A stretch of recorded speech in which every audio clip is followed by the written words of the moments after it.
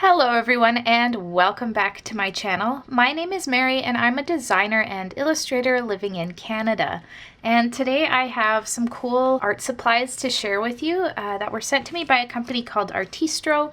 And these are some new items that they thought I might like to try out, and they were right. So I'm going to try these out for you. I'm going to let you know what I think. I'm going to swatch all of the colors in this watercolor paint set for you as well. And let me show you why I'm excited about this. I kind of feel like a kid on Christmas, really.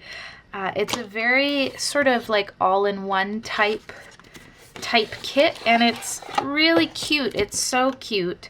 So this is the tin that the set comes in, and you can see it's fairly chunky. It's about an inch and a quarter on the front, and it opens up, and inside you have a bunch of stuff. So first off, you have a swatch card, which I'm going to fill out for you guys. You have a water brush. Now, I'm not a huge fan of water brushes myself. I have a hard time getting them not to leak, but this is a different style to the ones I have, so maybe it'll be better.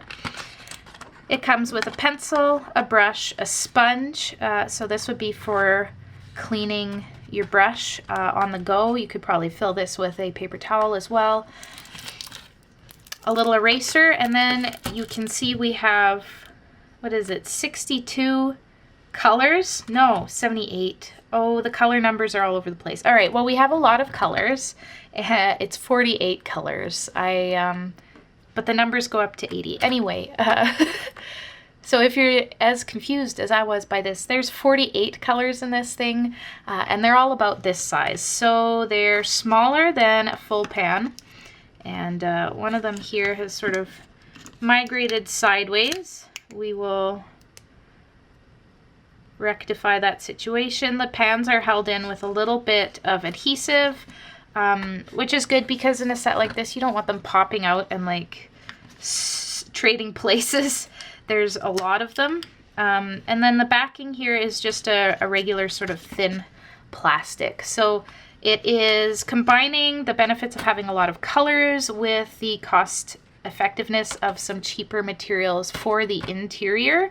And of course, once you've used all of these paints, you can take out these plastic trays and repurpose the tin for something else. So the packaging then has longevity, even if the interior sort of fittings may not have that same longevity. So you could probably replace this with some more half pans when you're complete with this, and stick them into here, or it could become a pencil case later on. So this tin has a lifespan beyond the materials that come in it, and that's good as someone who's aiming to be a little more eco-friendly. Reusing items is really important, repurposing them, fixing them, stuff like that. So that's my feeling on the packaging and such. And how about we get into some swatching and see how they look.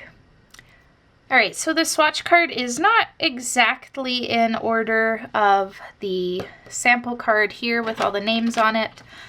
So I'll try my best not to mix them up, but if I do, I'll let you know at the end, or you'll probably notice while I'm going through them. This kit also comes with a little bit of watercolor paper in the same size as this. So basically in this kit you have everything you need to start painting in the wild, whether that be plein air painting or from life or just, you know, in a cafe. I guess there aren't a lot of cafes open at this point in time. For those of you watching in the future, hello, it is still 2021 and pandemic time. But I like the format of this paper. It's very well suited to landscapes, and you can see that they've got one pictured on the back. So I'll use that for a piece to really test drive these once we're done swatching. And again, I'm going to do my very best to put them in the right spots. I'm just using a Simply Simmons round. This one does come with a brush, but I will use that for the painting later. This is just to get a feel for the colors and how they re-wet, and it's better to do that when the paints are the only new variable, if that makes sense. Because then you get a better feel of how they work with your usual materials.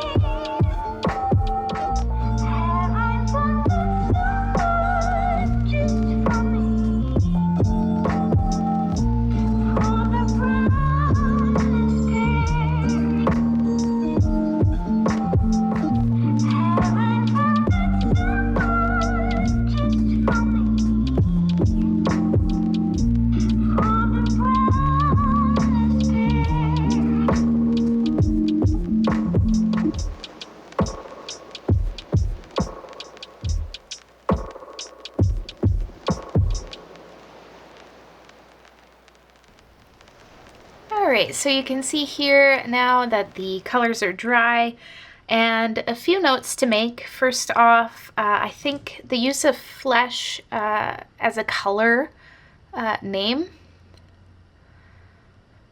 So a few things popped out to me. The use of flesh as a color name is sort of not kosher anymore, and so I would expect to see something like that named perhaps apricot or even peach. Or honestly, I'd even buy this as a super weird Naples yellow. It's sort of orangey in person, and it's showing up a little more yellow on the screen. But yeah, I would hope to see that designation phased out in future for this kit. The other thing is that there seems to be a lack of any yellow ochre, gold ochre, or raw sienna type colors, so you know that really like warm goldy tone. That's sort of made okay because they did include a gamboge, but I would also like to see a yellow ochre in this kit. They included a brown ochre, which I think is an interesting choice. I quite like that because I'm a fan of sort of German greenish raw umbers, and that sort of falls in that line. It's sort of a putty or a clay color, and then the gray, of course. I always love seeing a gray in a kit. That's just me. I love me a convenience gray. And then you have quite a lot of blues, and a lot of them are quite weak, especially in the center here. So like brilliant blue, ultramarine, and deep blue. I'd say you only really would need one of those because none of them are particularly exciting. I would keep the brilliant blue because it seems to have the best pigmentation. But yeah, the ultramarine and the deep blue are essentially the same, and yeah, replace one of those with a yellow ochre and I would be pretty happy with these colors. They feel and spread and act very student grade, a little bit higher than student grade, I would say. But yeah, this kit will do you famously This kit will cover you for mostly everything. And I do like the inclusion of novelty colors like fluorescents and metallics, as well as the light green and leaf green. Those are really fun. You have cerise, which is your sort of opera rose, kind of a dye-based color. I did mix up brilliant red and scarlet, but it really doesn't matter because they're essentially the same color.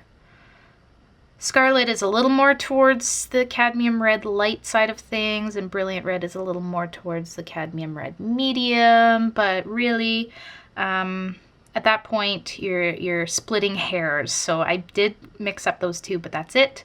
Everything else I got in the right place. I do like the inclusion of this blackish green, which is sort of your perylene green type color. And just switch over to the back here. It has no pigment information on the back here, and let's see the package. And no pigment information on the package either. So I would assume that basically all of these are not the pigment that they usually are. I would assume a lot of these are not very light fast and dye based, which, you know, is fine. This is sort of a catch-all kit. And if you're using it in your sketchbook where it's not going to be exposed to a lot of sunlight, you're probably going to be just fine. Or if you're gifting this to somebody, because I think this would make a really lovely gift, I think they'd appreciate it. I think everyone from beginner painters to paint collectors would enjoy this little kit, partly because of the packaging, partly because of the range of color, but also like they're not too bad. Honestly, they re-wet quite nicely. They're not too bad. From someone who's tried a lot of colors, a lot of paint, I don't mind this and I can see myself using it. So that's good.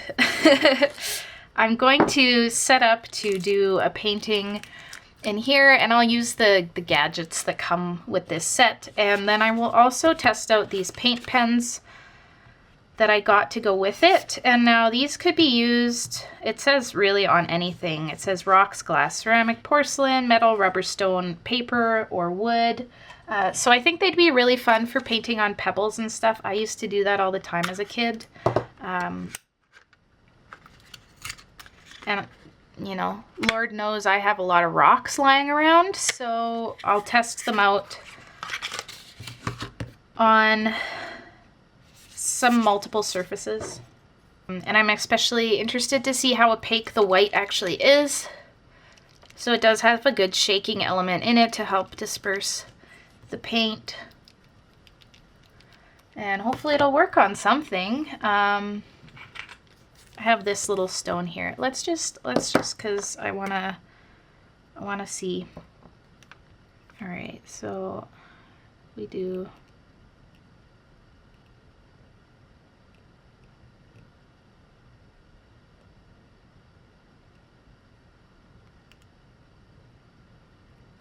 Just like a little clover there, and that actually worked quite nicely. And we'll see how the white does.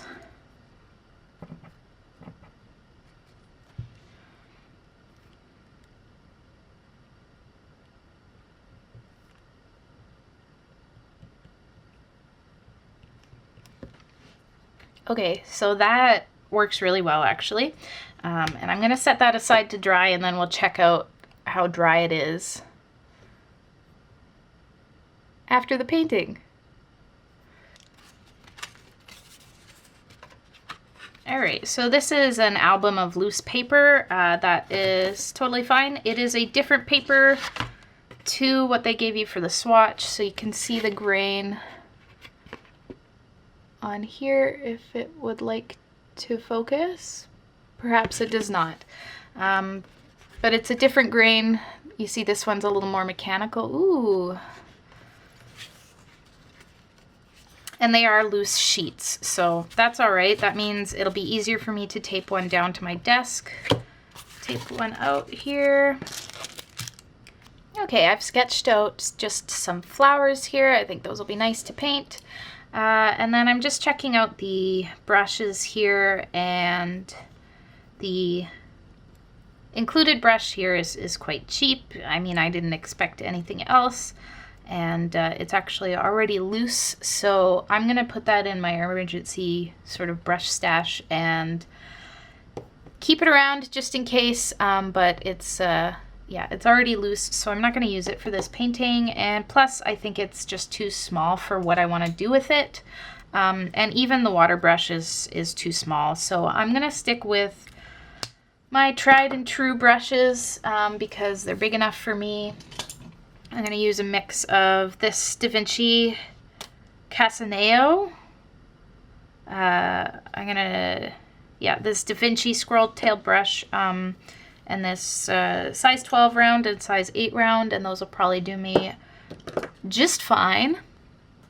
And yeah, we'll start here. So we'll see how they layer, basically, is what I'm looking for. I'm hoping to see how these colors layer, and I'll leave these color guides out as well because they're kind of cute, and then that way I know which color I'm dipping into, because I want to make sure I use the right ones. So I'm going to start with some of the deep yellow, I think, and just get it all over there because we need some color here, please.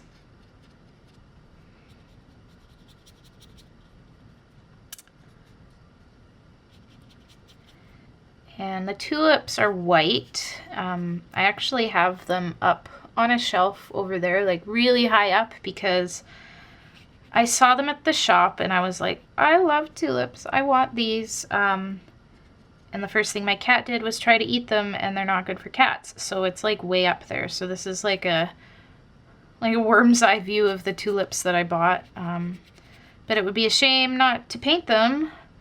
So better paint them while they're still sort of alive.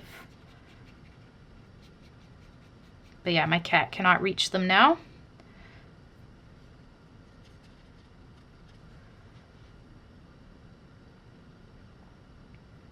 And I'm gonna really layer in the color behind the tulips and on the leaves, because I want more pigment to shine through there. And then when we layer, we'll see how well that works. I'm just switching to gamboge as well, and being careful not to get it on the flowers themselves too much, because I want those to remain white.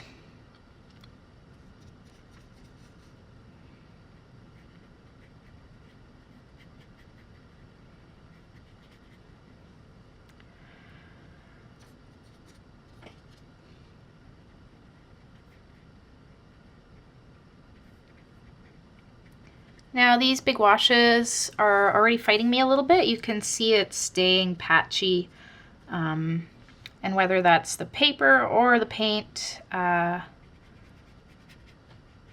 it's not really lending itself to a super smooth gradation, and I don't want to use too much water because of course this paper isn't stretched.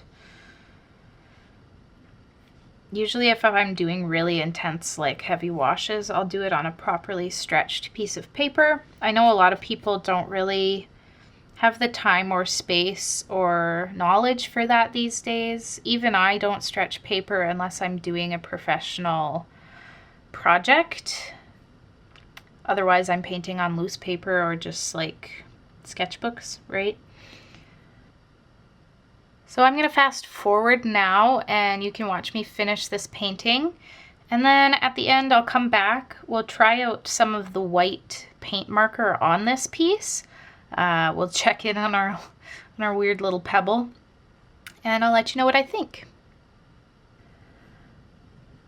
But painting on stretched paper, properly stretched paper, sometimes it'll betray you and it won't stretch properly. But painting on properly stretched paper is just like, it's such a nice experience, because you know when it buckles, it's going to go back down to its flat state. Unlike, you know, this, which is already curly and I hardly did anything to it, right?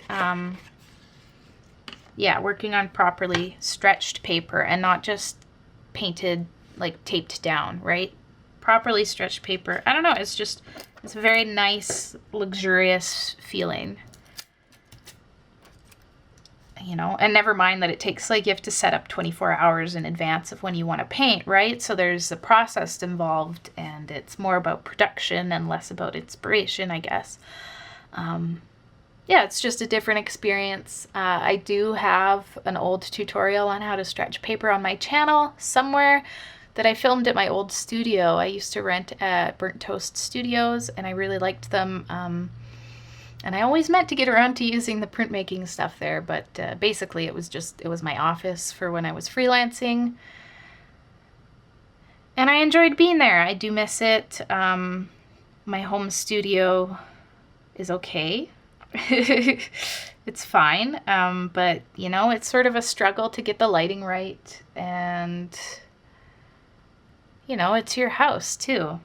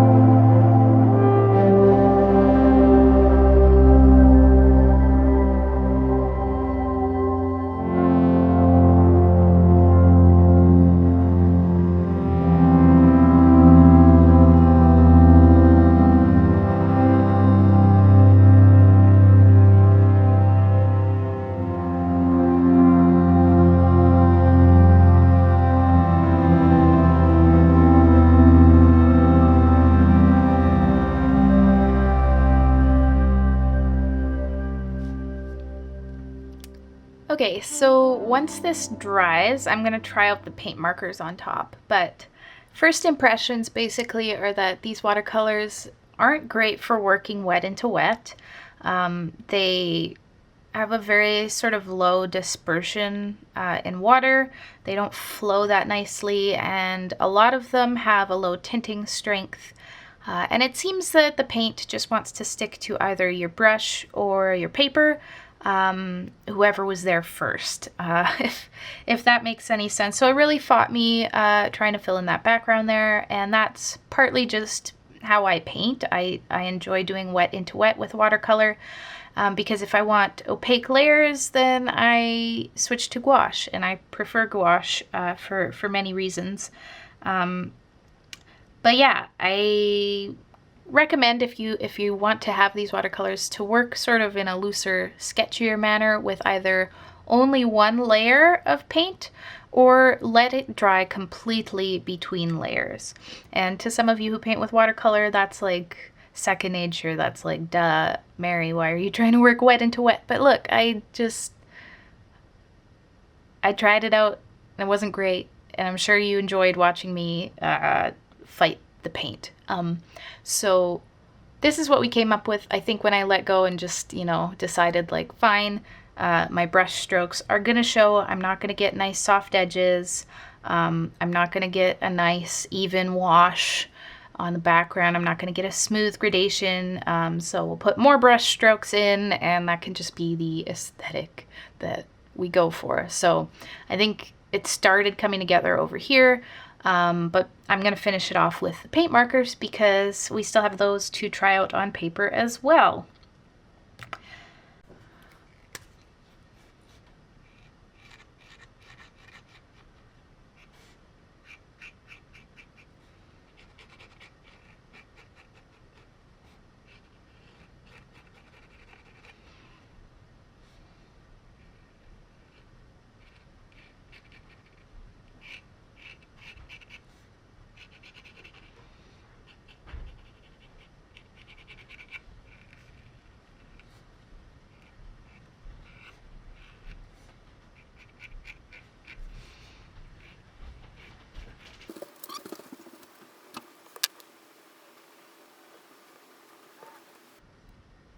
Alright, so I think that the paint markers worked really well on this. I really like the white and the consistency of the white.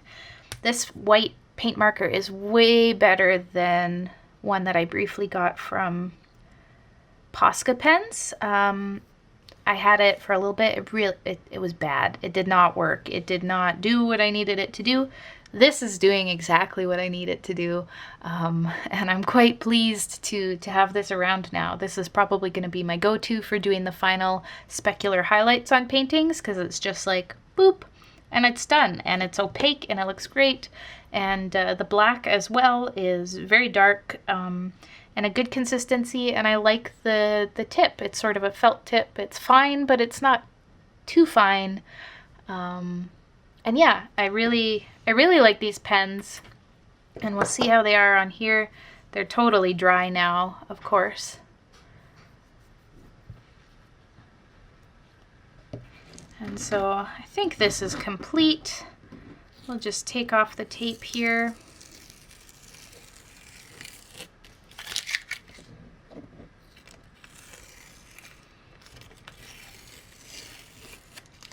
If you guys want a tip for buying tape that doesn't tear your paper, buy really cheap masking tape, like dollar store masking tape, like this painter's tape from the dollar store. It's not going to stick to hardly anything, and that makes it great for painting. So there's the final little tests that I did with these items from Artistro. I really like the pens. Those are really fun, and I'm looking forward to trying them out on different things. And then the paints are sort of a more inexpensive quality. You can tell from the just the textures in the paint that the binder isn't the best, but I mean, that's totally expected from a set like this with 40 different colors. But what you're really, gonna purchase this for, if you're going to buy it, is the portability and the nice presentation, and the convenience of having it in this little tin. So that's what I think about these.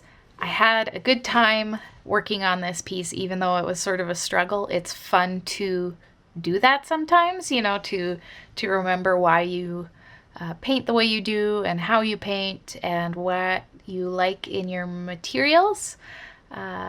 And I hope this was helpful to anyone who might have seen this brand around or haven't seen them yet and want to check them out. Thank you so much for watching, and I will see you in the next video. Bye!